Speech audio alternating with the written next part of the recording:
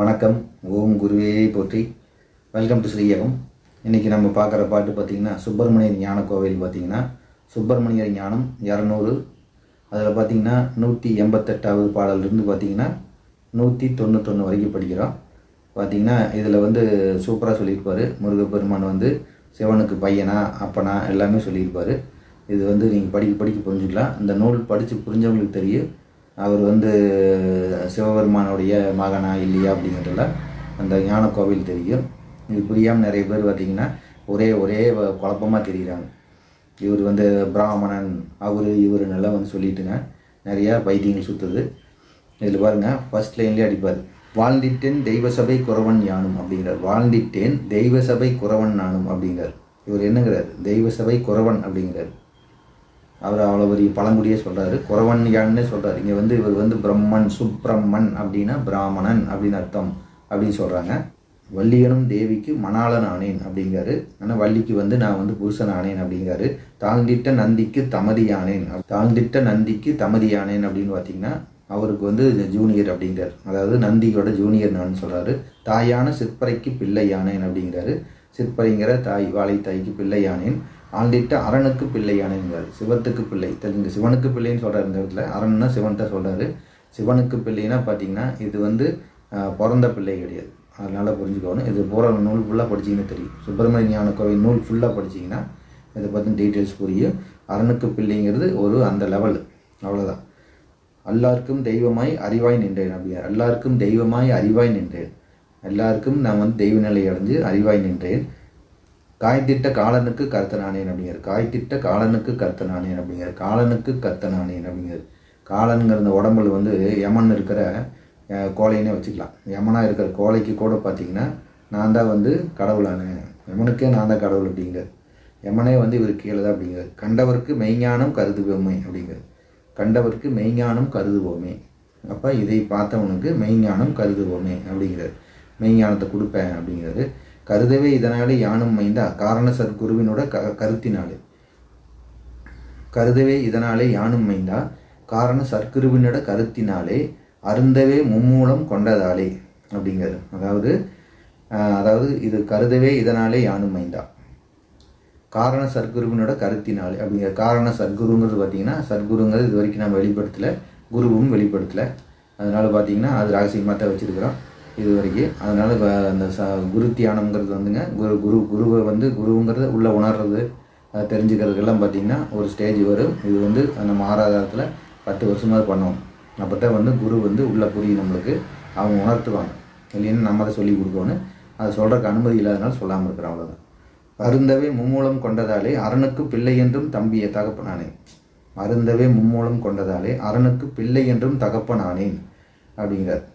மும்மூலங்கிற இந்த மேல் மூலம் கீழ் மூலம் நடுமூலம் அப்படிங்கிறது இந்த மும்மூலங்கிறது பார்த்திங்கன்னா நம்மளுடைய மேல் மூலங்கிறது பீனியல், கீழ் மூலங்கிறது சுவாதிஷ்டானம், திருப்பி பார்த்திங்கன்னா நடுமூலங்கிறது பார்த்திங்கன்னா விசுத்தி. இந்த 3 மூலம் கொண்டதாலே அரணுக்கு பிள்ளை என்றும் தகப்பனானே அப்படிங்கிறது. எப்படி சொல்கிறார் ஒரு வார்த்தை பாருங்க. அரணுக்கு பிள்ளை என்றும் தகப்பனானே 2 ஆணைங்கிறார். அரணுடைய மகன் ரேஞ்சுக்கு என்னோட லெவல் வளர்ந்துருக்குது. அவருக்கு புத்தி சொன்ன இந்த வேணாம் மும்மூலம் தகப்பனானு சொல்கிறது பார்த்திங்கன்னா இது வேற ஒரு பாட்டு இருக்குது. அதில் பார்த்திங்கன்னா அந்த மும்மூலத்தை பற்றி சொன்னதுனால அவர் தந்தைக்கு உபதேசம் செய்தவருங்கிற பேர் எதனால் வந்துச்சுன்னு கூட சொல்லுவாங்க.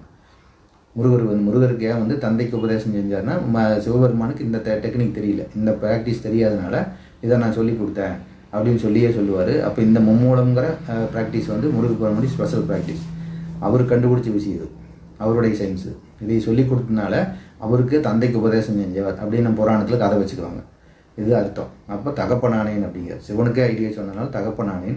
வருத்தவே வாயுவினோட விளக்கத்தாலே வைரத்திரு விளக்கையும் வசமாய் கண்டேன் அப்படிங்கிற. வாயுவினோட விளக்கத்தினாலே இந்த வாசியினால் பார்த்தீங்கன்னா வைரத்திரு விளக்கையும் கண்டேன் அப்படிங்கிற. வசமாய் கண்டேன் அப்படிங்கிற. வைரத்திரு விளக்குனா பீனியல் தான்.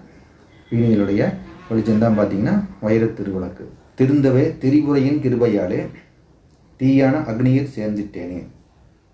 திருந்தவே திரிபுரையின் கிருபையாலே தீயான அக்னியில் சேர்ந்திட்டேனே. திரிபுரையின் கிருபையாலே அப்படிங்கிறது மறுபடியும் பீனியல் தான், வாழைத்தாய் தான். இந்த அவர் வாழையினுடைய கிருபையினால் அக்னியில் சேர்ந்திட்டேனேன்னு சுழுமுனைங்கிறார். சுழுமுனையில் ஓடிட்டு இருக்குதுன்னு அர்த்தம். சுழுமுனையில் ஓடுற மூச்சு பார்த்திங்கன்னா தீயான அக்னியில் சேர்ந்திட்டேனே அப்படிங்கிறது. அந்த சுழுமுனையில் ஓடுற வாசியினால் அக்னி தான் ஓடும். உங்களுக்கு 3 சேர்ந்தாச்சுன்னா அக்னிக்கலை தான். அப்போ அக்னியில் சேர்ந்திட்டேன் அக்னியில் சொக்கி வாழ்ந்தேன். அடேங்கப்பா, அக்னியில் என்னைங்கன்னா அந்த போதம் வரும், புரிஞ்சுங்களா? சொக்கி வாழ்ந்தேன் அப்படிங்க. அக்னி எந்நேரம் அந்த சுழுமுனையிலேயே இருந்தேன், அந்த சுழுமுனையிலேயே வாழ்ந்துட்டு இருந்தேன். அப்படி சுழுமுனை வாழ்வே அப்படிம்பாங்க சித்தர்கள் எல்லாம். சுழுமுனை வாழ்வே அப்படிம்பாங்க. சுழுமுனையிலே ஓடிட்டு இருக்கிறது பார்த்திங்கன்னா அந்த குண்டலி சக்தி, அந்த உயிர் சக்தி, அந்த அக்னி சக்தி ஓடிக்கிட்டே இருக்கும். அப்போ அக்னியிலே வாழ்ந்தேன். அப்போ இந்த இன்னொன்று பார்த்திங்கன்னா இது கிட்டத்தட்ட பார்த்திங்கன்னா சமாதி ஸ்டேஜ் தான். சமாதியிலேயே அந்த மனசும் உடம்பும் எல்லாம் சமாதியிலேயே இருக்கிறதா சமாதி. இந்த 3 சேர்ந்ததான் சமாதி. அப்போ பார்த்திங்கன்னா அந்த அக்னியில் ஓட வரைக்கும் சமாதி ஸ்டேஜ் தான். ப்ளஸ்ஸும் கிடையாது, மைனஸும் கிடையாது, நல்லதும் கிடையாது, கெட்டதும் கிடையாது, ஓர்நிலை அப்படிங்கிறாரு. அப்போ அந்த ஸ்டேஜ் தான் அதுக்கு பேர். சேர்ந்திட்டேன் அக்னியில் சொக்கி வாழ்ந்தேன், தீர்த்தங்கள் ஆனதையும் திடமாய்க்கின்றேன். தெரியுதுங்களா? தீர்த்தம் கங்கா, காவேரி, உங்களுக்கு தாமிரபரணி இப்படின்லாம் வெளியே சொல்லிட்டு தெரியுங்க. இது அவர் உள்ளே சொல்கிறார். அது தீர்த்தமாடுதல் தெரியுது. இப்போ உங்களுக்கு போய் காசியில் தீர்த்தமானா, ராமேஸ்வரத்தில் தீர்த்தமானங்கிறதெல்லாம் தீர்த்தமானது கிடையாது. தீர்த்தங்கள் ஆனதையும் திடமாய் கண்டேன், தாழ்ந்திட்டேன் அப்புறமும் மேலே சென்றேன். அதுக்கப்புறம் மேலே சொல்கிறாராமா, தாழ்ந்திட்டேன் அப்புறமும் மேலே சென்றேன், தமதருக்கும் வாயிலுடைய தயவும் பெற்றேன். அதான் 10ஆம் வாசல், தமர் திறக்கும் வாசல், அந்த பீனியலுக்கு ஓப்பன் ஆகிற வாசலுடைய தயவும் பெற்றேன். அதோட சப்போர்ட்டும் கிடச்சிதாம அவருக்கு. அதான் பாவம், இவருக்காக ஓப்பன் பண்ணிடுங்க அப்படிங்கிற மாதிரி தயவும் பெற்றேன். இவங்க மைண்ட் செட் அப்படி தான் இருக்குது பாருங்கள். முருகப்பெருமானுடைய மைண்ட் செட்டு தயவு தான் கேட்குறாங்க. நான் போய் உடனே அந்த கதை உடச்சி துவக்கிட்டால கிடையாது. எந்த இடத்துலையும் அந்த தான்கிறது வராது அவங்களுக்கு. பார்த்திங்கன்னா அதை கூட அவங்க தயவும் பெற்றேன், ஏதோ எனக்காக பார்ப்ப பரிதாபப்பட்டு அந்த கதவை திறந்துருச்சு அப்படிங்கிறார். வாழ்ந்திட்டேன் சுத்த ஜலம் அங்கே கண்டேன், அங்கேயே இருந்து சுத்த ஜலம் பற்றி பார்த்தேன் அப்படிங்கிற. இப்போ எல்லாமே வருது பாருங்க. சிஎஸ்எஃப் வந்தாச்சு, உங்களுக்கு தீர்த்தங்கள் வந்தாச்சு, எல்லா ஹார்மோன்ஸ் பற்றியும் வந்தாச்சு பாருங்கள். அந்த 10ஆம் வாசல் கதவும் வந்துடுச்சு. சுத்த ஜலம் அங்கே கண்டேன், வாய்வான யோகத்தை வழியாய் கொண்டேன். அடேங்கப்பா, வாய்வான யோகத்தை இந்த வாசியத்தை சொல்கிறார். வாசி இந்த மூச்சு காற்று, கேஸ் உள்ளுக்கு உடம்புக்குள்ள இருக்கிற இந்த மூச்சு காற்று தான் பார்த்திங்கன்னா இந்த வாசிங்கிறத கொண்டு யோகத்தை வழியாய் கொண்டேன். வாசி யோகத்தை வழியாய் கொண்டேன், அதுதான் வழி. அதை வச்சு தான் இத்தனையும் பண்ணேன். அதை வச்சு தான் இப்போ இவ்வளோ அடைஞ்சேன் அப்படின்னு இந்த லைன் ஒன்று போது புரியிருக்கு. பார்த்திங்கன்னா இதில் வாசி யோகம் வேண்டாம், மூச்சு இழுக்காத, உட்காராத, சொல்கிறதும் சொல்லிக்க வேண்டியதான். முருகப்பெருமான் சொல்கிறது நம்ம கேட்டால் நாம் தப்பிக்கிற வழியை பார்க்கலாம், அவ்வளோதான்.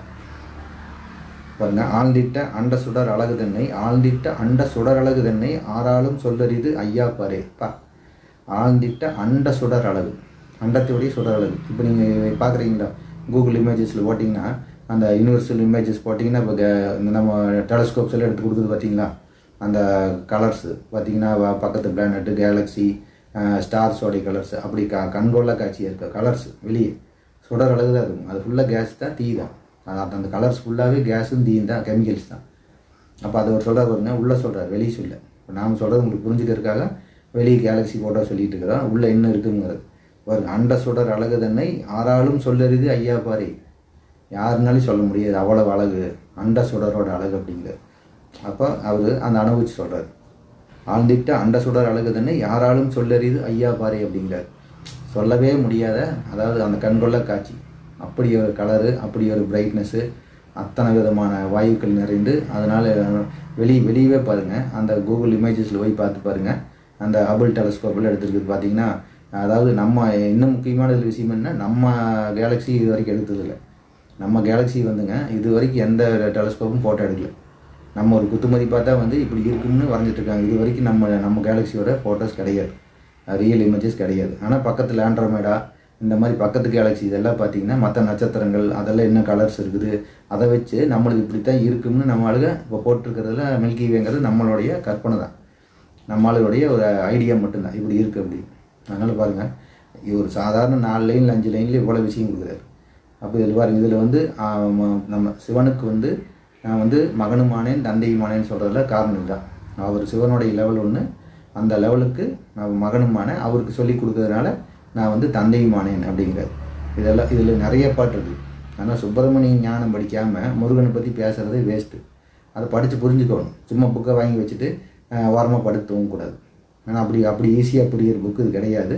நீங்கள் 10 வருஷம் ஆகுது படித்து முடித்து புரிய இருக்கும்போது, உணர்றதுக்கு 10 வருஷம் அது ஆகும். பயிற்சி இல்லாமல் புரியாது. இது திரும்ப திரும்ப கேளுங்க. இது வாசி பயிற்சி டோட்டல் கான்செப்டே கொடுத்துருக்காரு. வாசி யோகம்னு சொல்லிட்டார், வாசி இல்லாமல் நடக்காதுன்னு சொல்லிட்டார். திரும்ப கேளுங்க. நன்றி.